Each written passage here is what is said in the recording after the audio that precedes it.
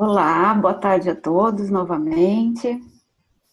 Primeiro, eu queria agradecer o convite do Conselho Estadual do Idoso e do Instituto Telos, e agradecer também a liberação da Secretaria Municipal de Direitos Humanos e Cidadania por ter me liberado para estar conversando com vocês aqui.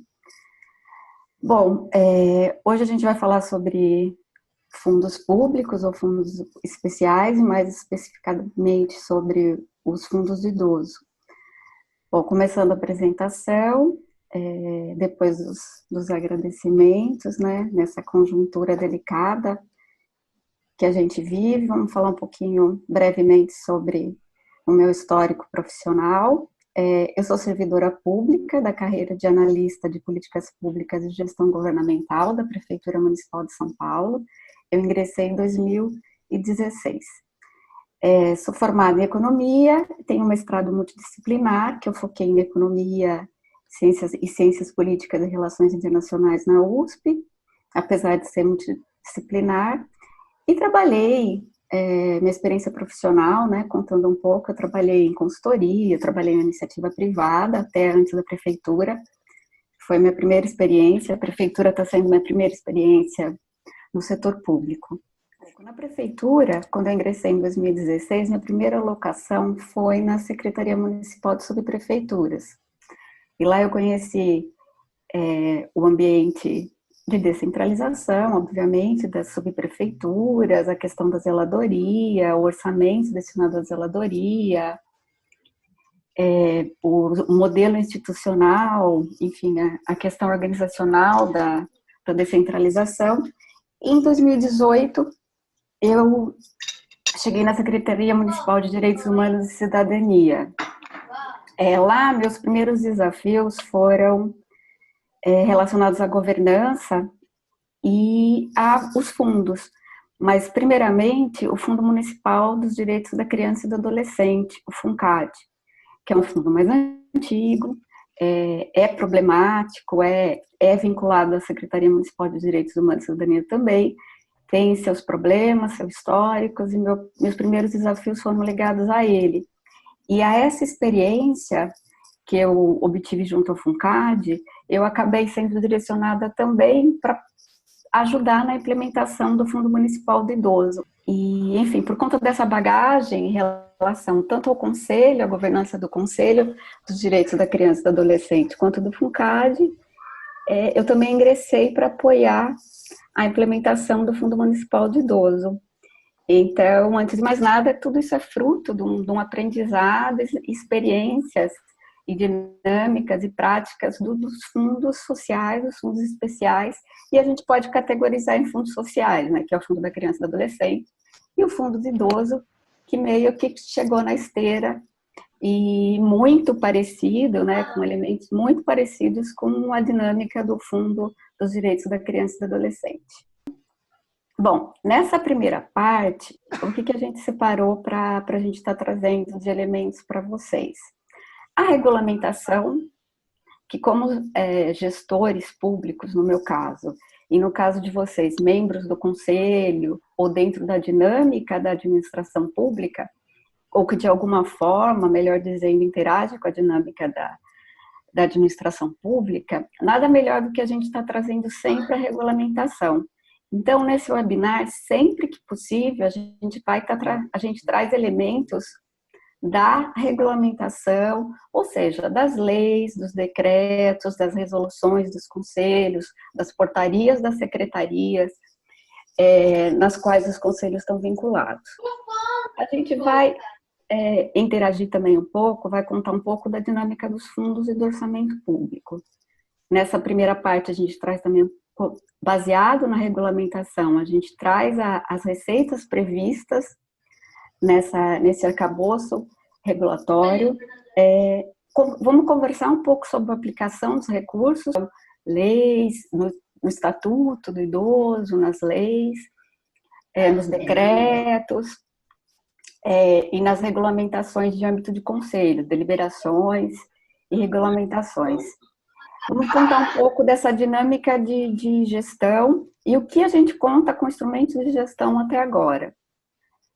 Quando a gente está falando em fundo, a gente sempre tem que pensar que a gente está pelas especificidades regulatórias, que a gente vai entrar agora, a gente está sempre nessa dinâmica de olhar a realidade, ver a prática, deliberar e aplicar e implementar.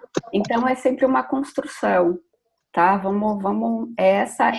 eu tenho um aprendizado, uma das lições de aprendizado é que estamos em construção nesse arcabouço sobre fundos. Regulamentação. A gente separou sempre o macro, a legislação federal, para depois ir descendo nos níveis estadual e municipal. Então, o que a gente tem de relevante, mas assim, não querendo ser exaustivo, pode ser que alguma outra regulamentação tenha escapado, mas o que a gente conseguiu reunir aqui seria o que tem os principais pontos da regulamentação federal. O que a gente tem em relação a fundos públicos, pensando nesse macro, na federação, no que vem de âmbito nacional. Como eu acredito que vocês saibam, né, a gente tem a Lei 4.320 de 64, que no capítulo 7, ela traz um artigo só, com suas disposições, sobre fundos públicos. E é dela que a gente vê, que a gente tem as primeiras definições, né, de um fundo público. Isso é um fundo público genericamente, tá? Não só os fundos relacionados sociais, uma categoria assim, da criança, do adolescente, de idoso, como qualquer outro fundo público. Um fundo público ligado à saúde, um fundo público ligado ao desenvolvimento naval, ligado à pesquisa, enfim, no âmbito geral de fundos públicos. O primeiro item, ela já deixa claro que o fundo tem receita vinculada, tem receitas escritas, de onde vem, ou seja, de onde vêm os recursos que vão fundamentar, que vão permitir que esse fundo existe, né, que vão garantir a parte financeira, as receitas de onde vem, que devem ser destinadas para um fim específico. Nesse capítulo da Lei 4.320, também fala que o fundo, ele tem que estar no orçamento, ele tem que estar, os fundos públicos também têm que estar no orçamento, tem que estar previsto na lei orçamentária, e que eles têm que também, eles são também, não obstante outros órgãos de controle, eles estão sobre o controle dos tribunais de contas.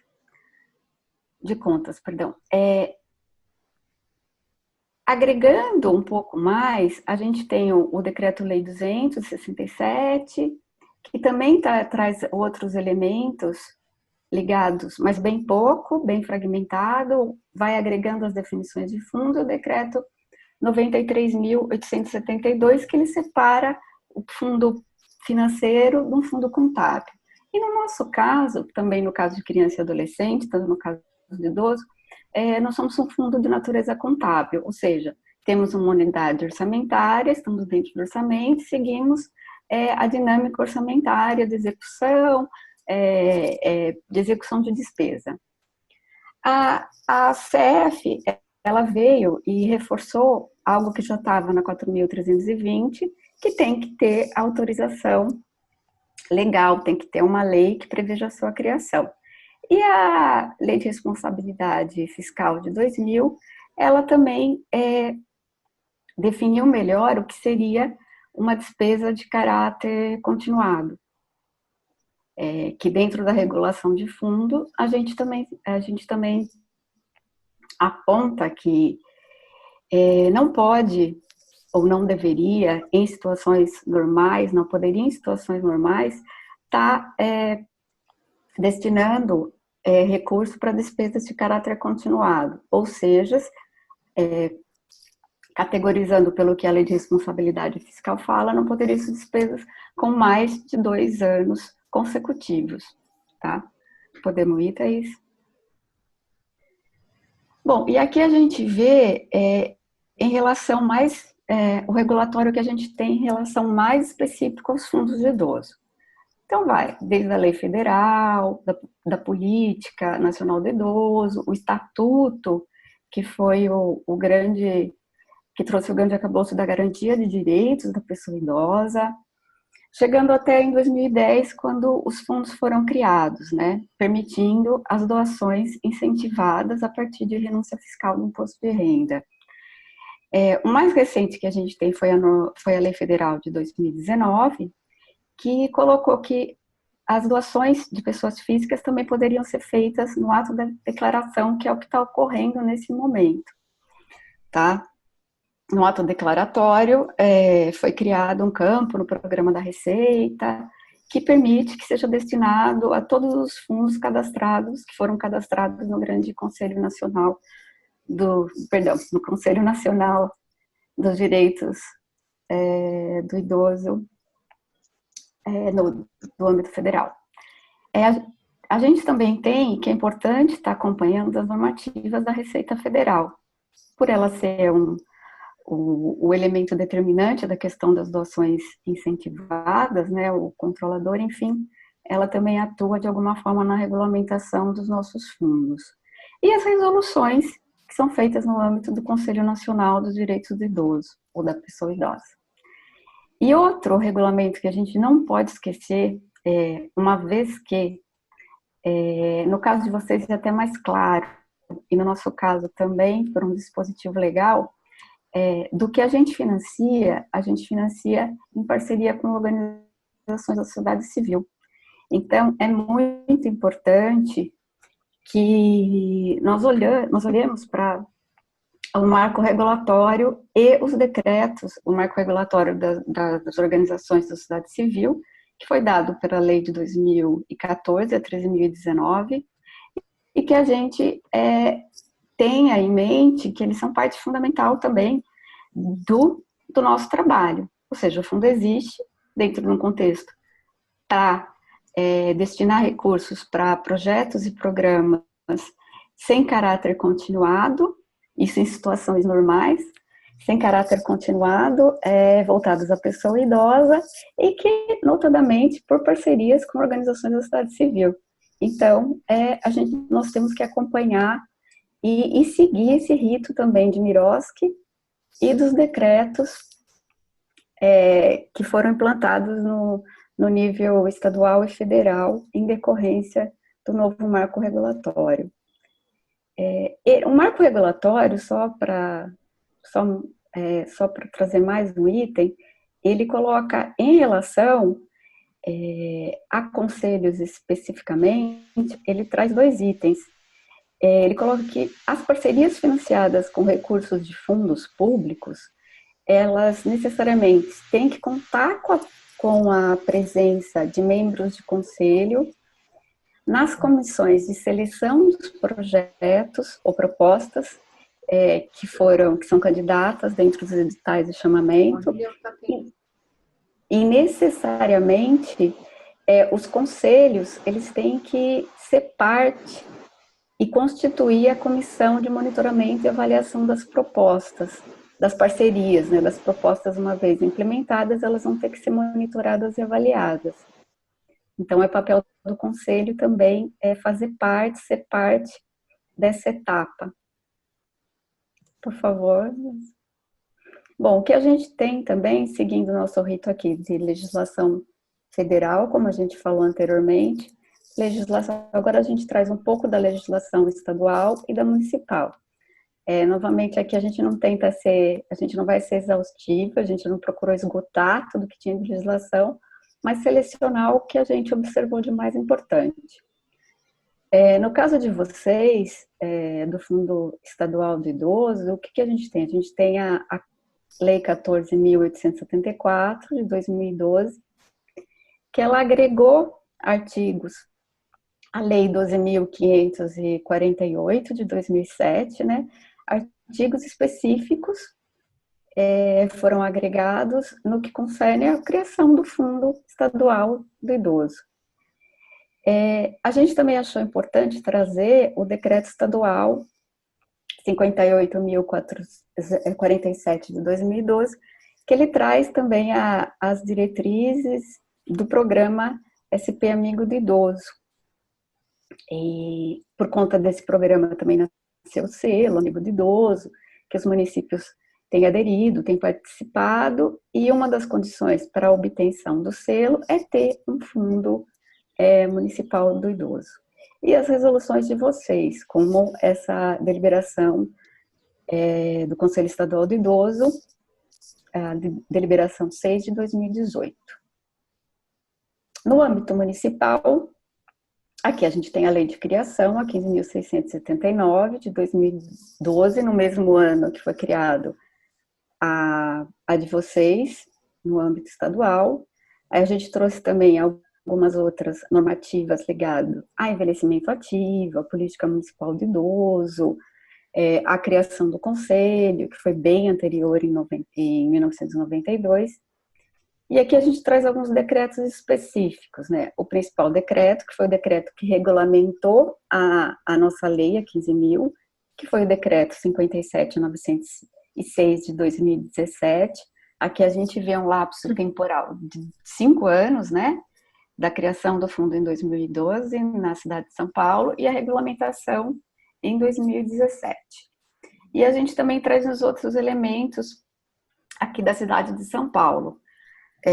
Por exemplo, o decreto 57.380 de 2016, que dá a prerrogativa, baseada em normativas federais, de desvinculação de receita. Ou seja, se a administração pública municipal avaliar a possibilidade de desvincular a receita de seus fundos, ela tem essa prerrogativa que a permite desvincular, ou seja, vamos trazer num vocabulário mais simples, ela tem a prerrogativa de retirar recursos dos fundos. O FUNCAD tem exceção a essas leis, o nosso Fundo Municipal de Idoso, o FMID, o FIMID,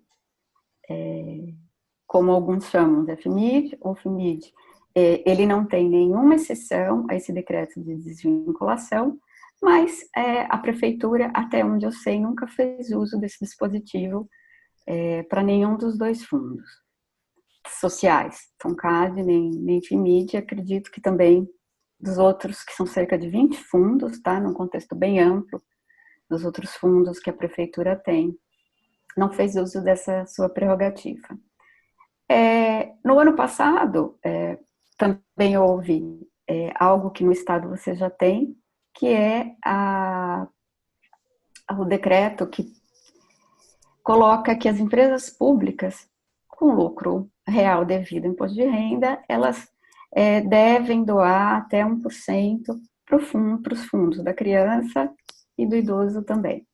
Aqui tem as portarias da CNDHC, que são portarias ligadas à competência de um órgão que tem fundo, que é a gestão administrativa. E mais notadamente, o que a gente tem hoje é a gestão administrativa na fase de parceria, tá? A gente não tem também nenhum arcabouço de gestão administrativa pré-parceria e de todos os mini processos que um fundo demanda de um órgão público.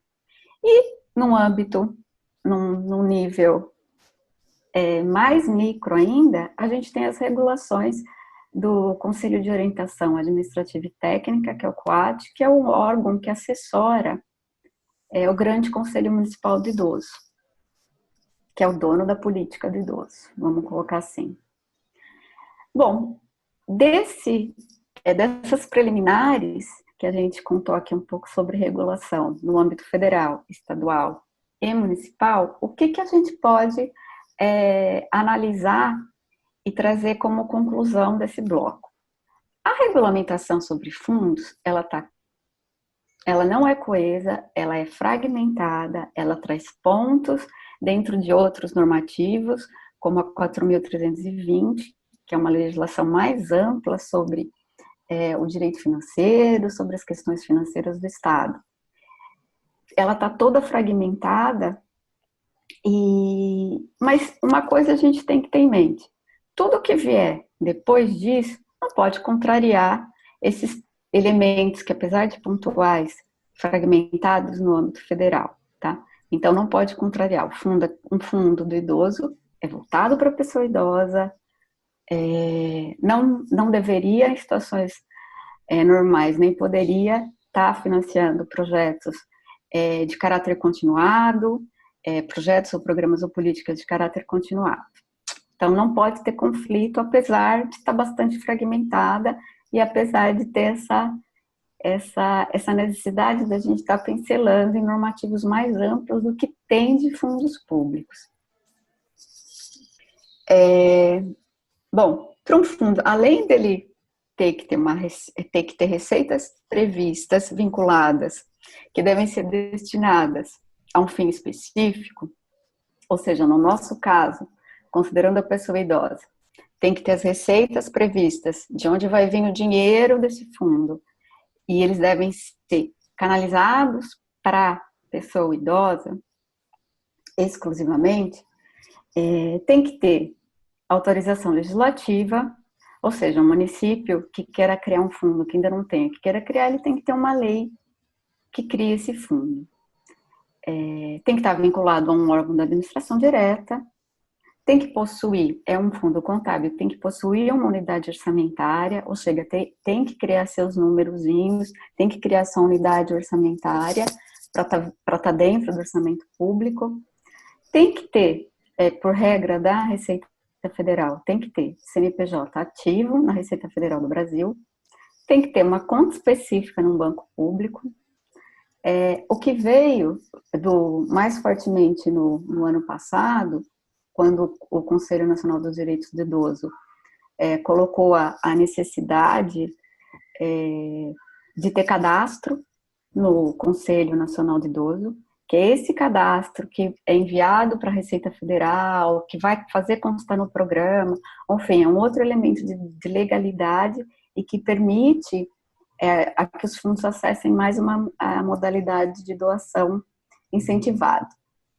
E já contando, repetindo um pouco do que eu já tinha contado, tem que constar na lei orçamentária anual. Tá? O fundo tem que estar sempre lá, pode ter R$10, pode ter R$1, pode ter milhões, mas ele tem que estar nas leis orçamentárias anuais.